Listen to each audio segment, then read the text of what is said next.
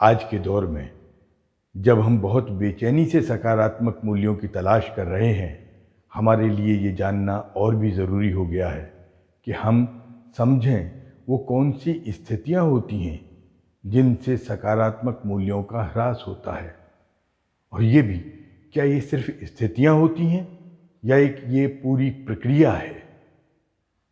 और ऐसे में वो साहित्य जो इसकी विवेचना करता है, जो इसी सरोकार से रचा गया है, हमें वर्तमान परिप्रेक्ष्य में और भी ज़्यादा प्रासंगिक नज़र आता है।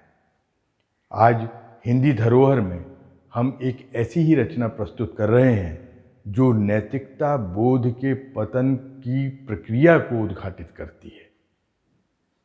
हिंदी की बहुचर्चित, बहुप्रशंसित वरिष्ठ कथाकार चित्रा मुद्गल जी की एक चुभती हुई रचना बेईमान। लेकिन उससे पहले स्वयं चित्रा मुद्गल जी का एक वक्तव्य। धरोहर में शामिल होकर मैं प्रसन्नता का अनुभव कर रही हूँ। महत्वपूर्ण कार्यक्रम है धरोहर। दिनेश शाकुल जी इसे संयोजित कर रहे हैं और जब मुझे आमंत्रण मिला कि मैं भी धरोहर की कड़ी बनूं तो मुझे बहुत खुशी हुई, मैं बता नहीं सकती हूँ।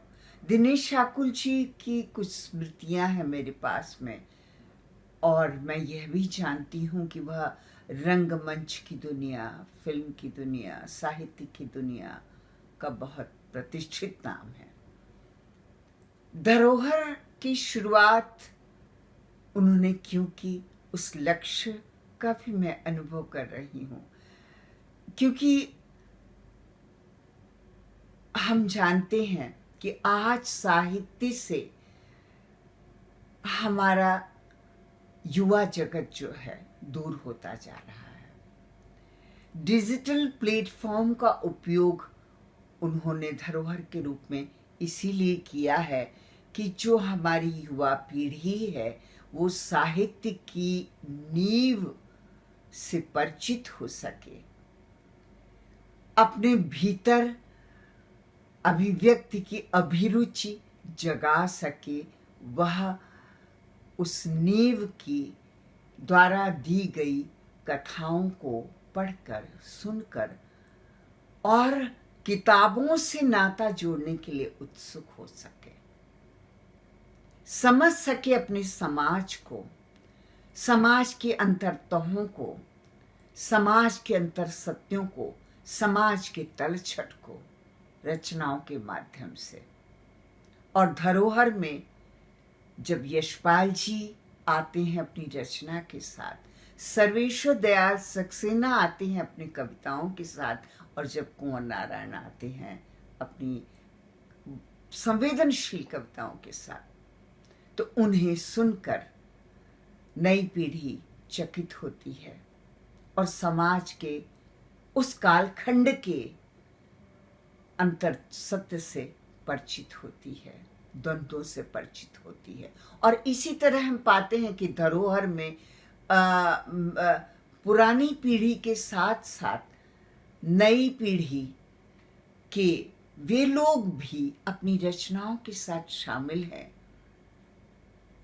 चाहे वो धीरेन्द्र अस्थाना हो या हरीश पाठक हो या रजनी गुप्ता हो। मैं अपनी कहानी बेईमान के साथ आपके सामने प्रस्तुत होने जा रही हूँ, और दिनेश जी अपनी आवाज में मेरी कहानी बेईमान का पाठ करेंगे। जैसा मैंने आपको पहले कहा कि मैं बहुत खुश हूँ इस बात से, और प्रश्न उठता है और ये कहानी वो प्रश्न उठाती है। ये कहानी समाज को अपने घेरे में लेती है, समाज के सफेद पोश लोगों को अपने घेरे में लेती है कि बाल श्रम के माध्यम से जो बच्चा आत्मनिर्भर होना चाहता है वो अपनी आत्मनिर्भरता को नैतिकता के कटघरे में खड़ा हुआ पाता है, तो जिस अवमूल्यन का अनुभव उसने किया है वो ही उसकी परिणति बनती है और उसे भी उस दिशा की ओर ले जाती है कि अवमूल्यन से वह ज्यादा कमा सकता है जो वह ईमानदारी से नहीं कमा सकता। ये बच्चा कौन है? ये बच्चा आपके गांव का वो बच्चा है जो निर्धन होने की वजह से अपने घर में एक रोटी पाने के लिए तरसता है। और बेईमान उसी बच्चे को आपसे रूबरू करती है। वह हमारे समाज का कोई भी वह बच्चा हो सकता है जो अपने श्रम के बूते अपने आप को समाज में खड़ा करना चाहता है। तो आप दिनेश जी से सुनिए मेरी कहानी का पाठ बेईमान और सोचिए बेईमान कौन है।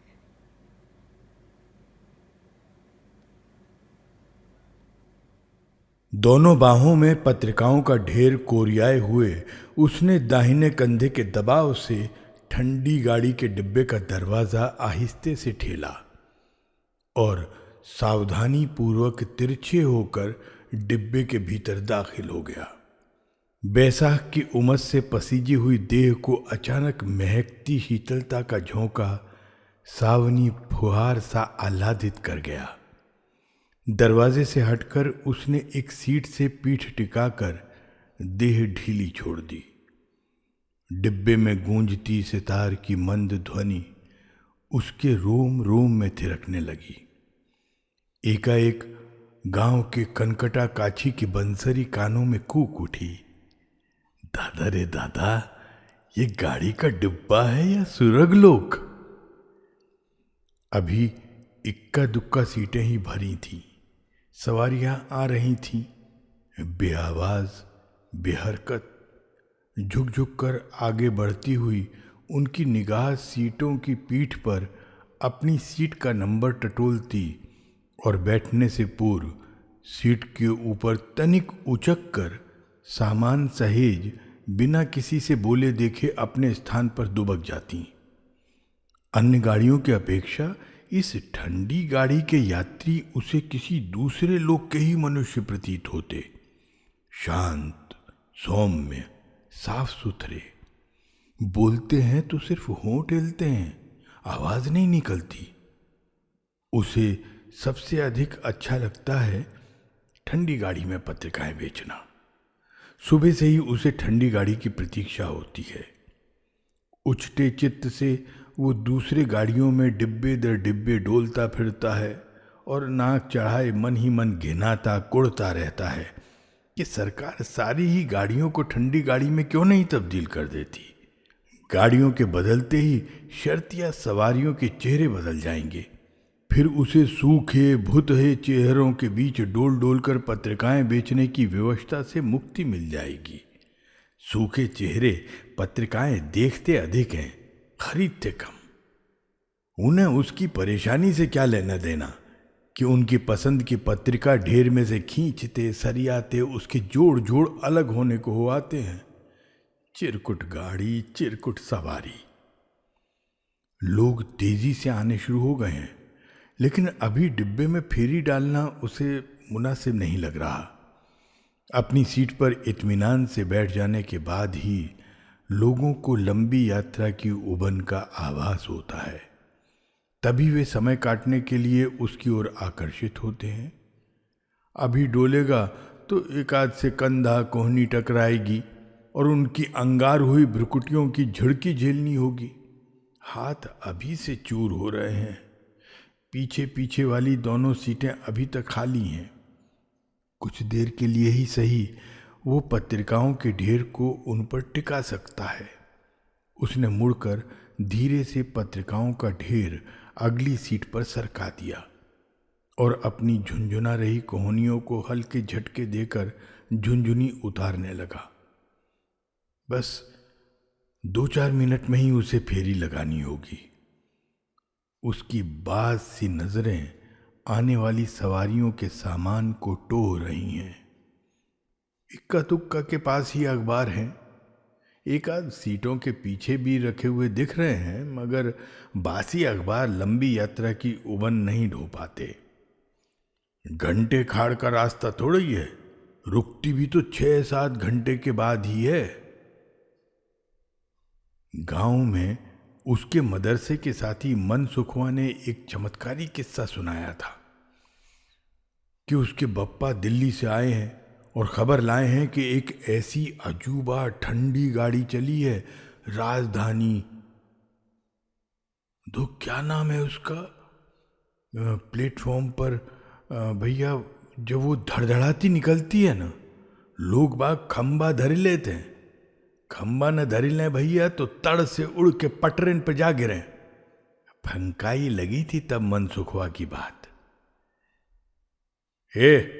स्टारडस्ट है नया अप्रैल का, सामने की सीट वाले यात्री ने जैसे उसे चुटकी भरी।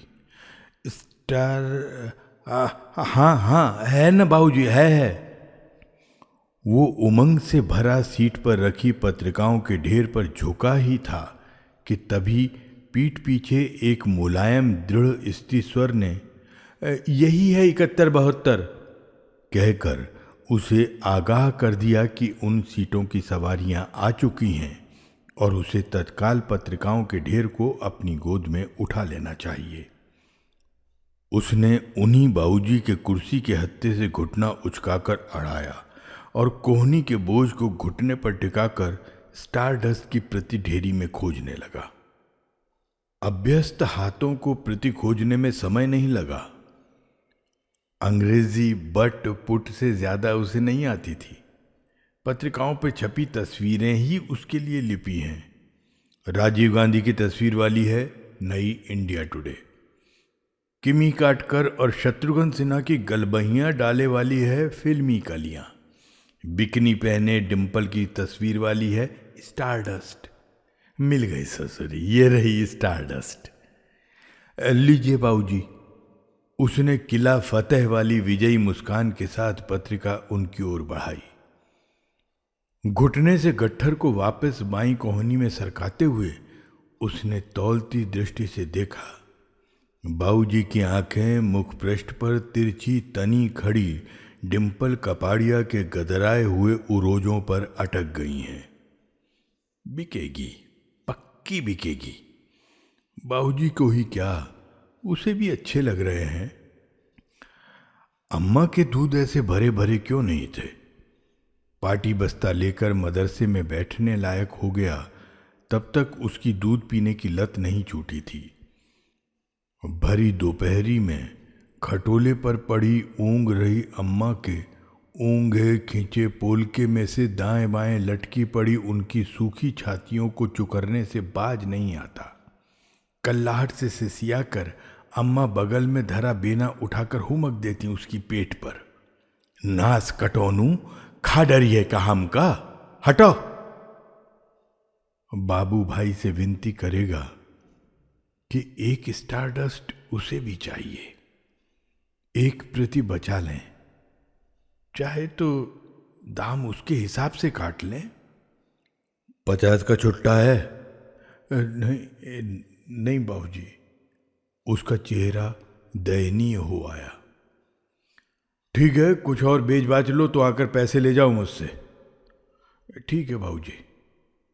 गट्ठर उचकाए हुए वो पत्रिकाओं के नाम ओठों को कनपटियों तक खींचते हुए रिरियाए से सुर में उच्चारता।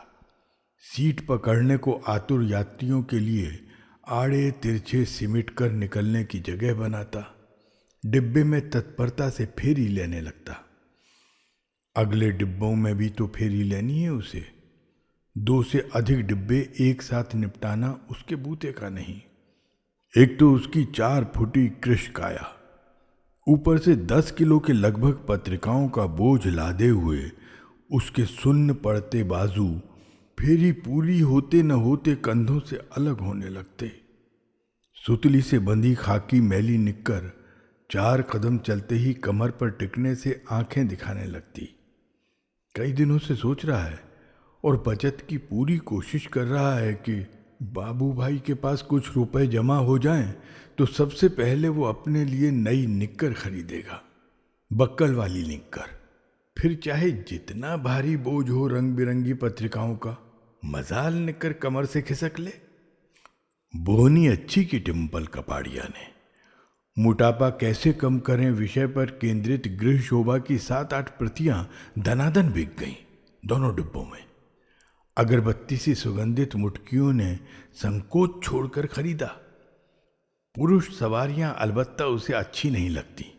एक तो वो अंग्रेजी पत्रिकाएं ही मांगती हैं उससे, जिस पर समाचार पत्रिकाएं विशेष रूप से अजीब अजीब से नाम लेकर, वो नाम अब तक याद नहीं हो पाए। मांग होने पर थोड़ी देर सोचना पड़ता है उसे।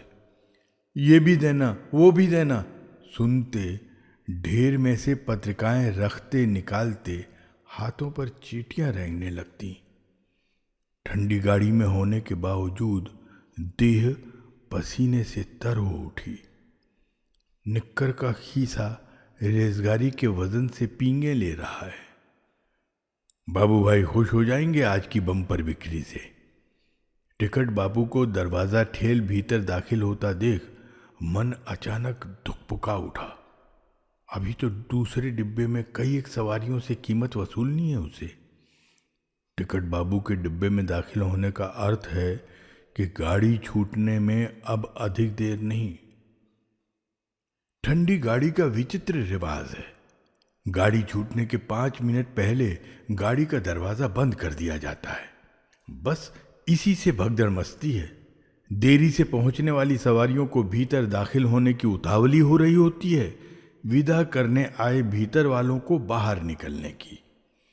दूसरे डिब्बे में पांव देते ही समय की कमी से आशंकित मन से लोगों के चेहरे ही बिसर रहा है। वो एकदम भूल रहा है कि उसने किस किस को पत्रिका बेची है और उनमें से कितनों से उसे पैसे लेने शेष हैं। याद आया, एक तो एकदम आखिरी वाली सीटों में से किसी ने उससे राजीव गांधी वाली पत्रिका ली थी। उन पर भी पैसे नहीं थे टूटे। वो तेजी से डिब्बे के उस सिरे की ओर लपका। उन चश्मे वाले बाबूजी ने उसे देखते ही पहले वाला ही 20 का नोट निकालकर उसकी ओर बढ़ा दिया। उसने फटाफट निक्कर की जेब से रुपए निकालकर उन्हें लौटाए। किसी और पर भी पैसे बकाया है, याद नहीं आ रहा। दिमाग में हथौड़े से बज रहे हैं। उसने घबराकर पैसे पैसे बाबूजी पैसे कहकर मगन सवारियों का ध्यान अपनी ओर आकृष्ट करना चाहा। जिसे देने होंगे वो स्वयं ही उसकी आवाज सुनकर चेतेगा। वो चियाए बैठे हैं, कोई नहीं बोल रहा, कोई नहीं चेत रहा, जैसे किसी को कुछ देना ही ना हो सकता है न भी देना हो। उसे यूं ही लग रहा हो किसी सवारी पर पत्रिका की कीमत बकाया है। बाएं कंधे से दरवाजा ठेलकर बाहर निकलने से पूर्व अचानक दिमाग में बालों पर चश्मा चढ़ाए हुए एक बीवी जी का चेहरा कौंधा। उन मेम साहब ने 4-5 पत्रिकाएं इकट्ठी देखने के लिए ली थीं। उनमें से 2 या 3 उन्होंने रख ली थीं, शायद 2, गृह शोभा और मनोरमा। वो तेजी से सीटों की ओर बढ़ा। हाँ, यही तो है। तब चश्मा चढ़ा रखा था बालों पर, धूप का। डिब्बे में धूप थोड़ी ही है, सो उतार कर रख लिया होगा। गोद में कोई पत्रिका औंधी पड़ी हुई है उनके, मनोरमा ही लगती है। मेम साहब पैसे। संकोच छोड़कर उसने सीधा उन्हें संबोधित किया। पैसे? कैसे पैसे? 2 ठो पत्रिका दुल्हन वाली ये मनोरमा और उसने उनकी गोद में औंधी पड़ी पत्रिका की ओर दृष्टि उचकाई। मेम साहब की अंगारे हुई भ्रुकुटियां ऐनक की जगह जा बैठी। यो शड़प, ये मेरी मनोरमा है, घर से लाई हूं रास्ते में पढ़ने के लिए। उसका चेहरा डांट खाकर पूंछी स्लेट हो आया। साहस बटोरकर उसने उन्हें दोबारा स्मरण कराने की कोशिश की। इकट्ठी नहीं लिए आप 3-4 पत्रिकाएं? इस बात से उन्हें जरूर याद आ जाएगा, उसे यकीन था। किसी और को दी होंगी तूने, इडियट। ये राजधानी है कि छकड़ा? कैसे कैसे उचक्कों को घुसाकर बैठा लेते हैं गाड़ी में, जिन्हें सवारियों से बात तक करने की तमीज नहीं है। मेम साहब ने बगल में बैठे प्रौढ़ सज्जन की ओर समर्थन की आस में देखा। सज्जन निरपेक्ष मुद्रा धारण किए केवल उन्हें तक कर रह गए, जैसे कह रहे हों कि हम क्या बोलें, हम तो आए ही आपके बाद हैं। अचानक गाड़ी में हल्का सा कंपन हुआ। वो घबरा उठा। अब बहस से कोई लाभ नहीं, ठंडी गाड़ी है, छोटी तो तीर की भांति सीधे कोटा पहुंचकर ही दम लेगी। बाहर का दरवाजा खोलकर वो प्लेटफॉर्म पर पांव देने को सतर्क हुआ ही था कि अचानक टिकट बाबू ने पत्रिकाओं के ढेर में से एक पत्रिका बड़ी कुशलता से उचककर उसे चेतावनी पिलाई। बाप की गाड़ी है बे। प्लेटफॉर्म पर पांव देते ही उसे अपनी देह पीछे को फेंकती हुई महसूस हुई। बिना ग्राहक के बुक स्टॉल पर खड़े बाबू भाई लस्त पस्त देखकर तनिक चकित हुए। ठंडी गाड़ी में चढ़ते हुए भी छटंकी का चेहरा उत्फुल्ल रहता है, उतरते हुए भी ठीक न्योता खाकर लौटे तृप्त मानुष की भांति। उनकी आंखें भंटे हो आईं। छटंकिया, पलट क्यों आया बे तू? 3 नंबर पर बंबई वाली डीलक्स लग रही है, भूल गया? उसने सुनी अनसुनी अपनाते हुए चैला हो रही कोहनियां यथाशक्ति उचकाकर पत्रिकाओं के गट्ठर को भीतर आने जाने के लिए इस्तेमाल होने वाले दरवाजे से ऊपर को खुलते बंद होते पट्टे पर खिसका दिया और बाएं हाथ से दाहिनी बांह तेजी से रगड़ने लगा। चैले में प्राण ही नहीं फूक रहे।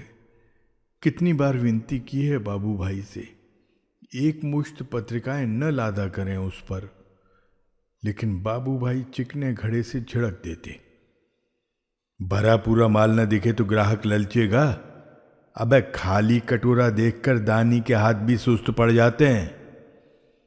उसने कनखियों से देखा।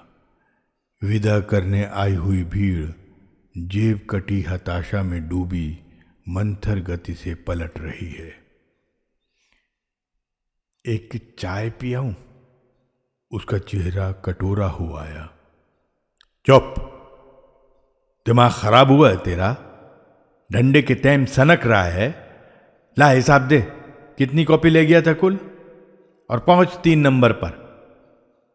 60 और 2 62। 62 कि 65? वो दुविधा में पड़ गया। बांह रगड़नी उसने छोड़ दी। हाँ, 3 आप चलने के समय दिए थे, वो तोप के मुंह वाली ऑन लुकर। स्टॉक से लील जाता है? बोल कितनी गई, कौन कौन सी गई? फिर उतावले बाबू भाई स्वयं मुड़कर स्वयं गट्ठर गिनने में जुट गए। आधे पर भी नहीं पहुंचे होंगे कि तभी फुर्ती से आई एक स्कूली छात्रा सी लगती किशोरी ने कुमार कश्यप के नए उपन्यास दुल्हन के सपने की मांग रख दी।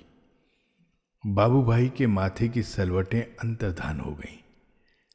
अभी लीजिए बेबी, धड़ाधड़ बिक रहा है दुल्हन के सपने।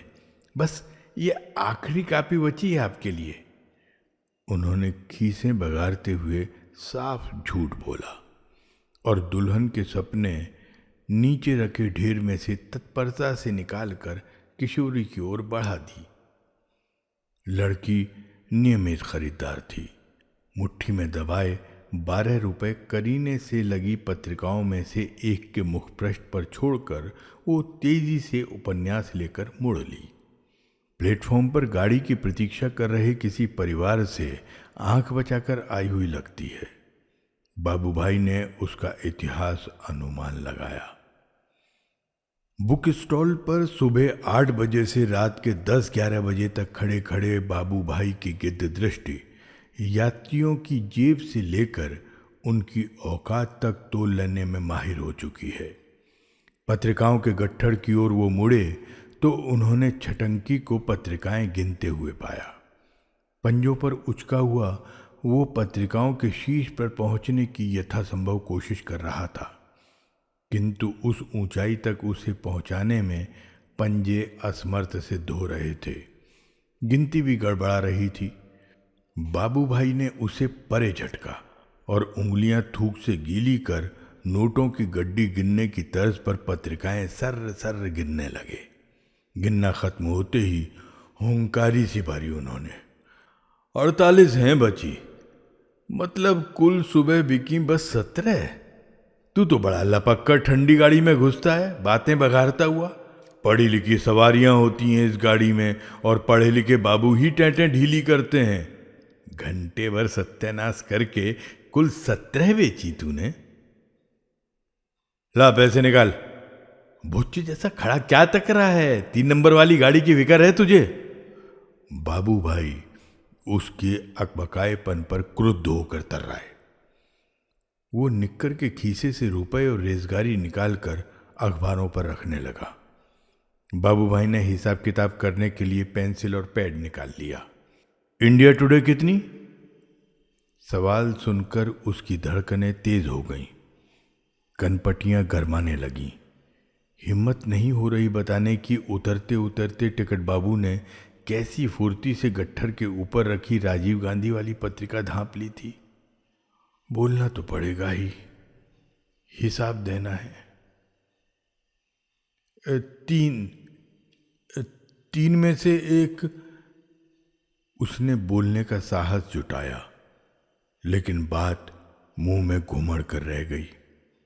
एक? क्या एक? उतरते समय टिकट बाबू ने एक उठा ली और तूने उठा लेने दी। वो आंखें नीची किए हुए अंगूठे से प्लेटफॉर्म की फर्श कुरेदने लगा।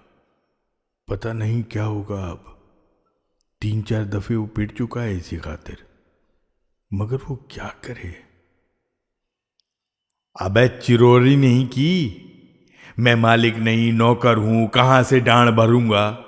अबे वाजिद अली शाह की औलाद, डिब्बे डिब्बे टिकट बाबू मिलेंगे तुझे और तू उन सबको मुफ्त पत्रिका बांटता फिरेगा। खैरात बांटने निकलता है कि? हाथ का पंजा तान कर क्रोधित बाबू भाई एक भद्दी सी गाली पिच से उसके चेहरे पर थूक कर खून पी कर रह गए। इस बार तेरे हिसाब में से कटेंगे, आगे बोल। उसका रुआंसा स्वर कुएं में से आता प्रतीत हुआ। डिंपल कपाड़िया 6 नहीं 7 नहीं 6। गृह शोभा 7। चित्रलेखा? उसने इंकार में मुंडी हिला दी। मनोरमा? कुछ नहीं सूझा कि क्या जवाब दे। बालों पर धूप का चश्मा चढ़ाए मेम साहब याद हो आई। फिल्मी कलियां? एक नहीं, वापस हो गई थी। तो 3 इंडिया टुडे और मनोरमा मिलाकर कुल गई 17 और तू हिसाब दे रहा है 13 का। बाबू भाई ने पत्रिकाएं सतर्कता पूर्वक दोबारा गिनी। हिसाब पकड़ में आ गया उनके।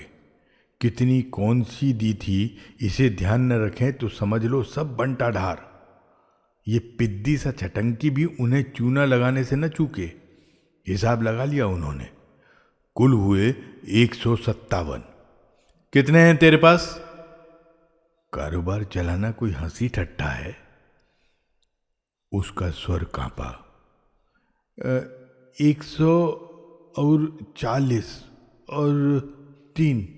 क्या? बाबू भाई की त्योरियां फिर चढ़ बैठी। ठीक से देख अपनी दोनों जेबें। उसने निक्कर की खीसों में दोबारा हाथ डालकर उन्हें खंगाला। गिर गए? बाबू भाई ऊबे हुए से गरजे। उसकी आंखें पनियाने लगीं। बालों पर ऐनक चढ़ाए वही मेम साहब और टिकट बाबू फिर स्मरण हो आए।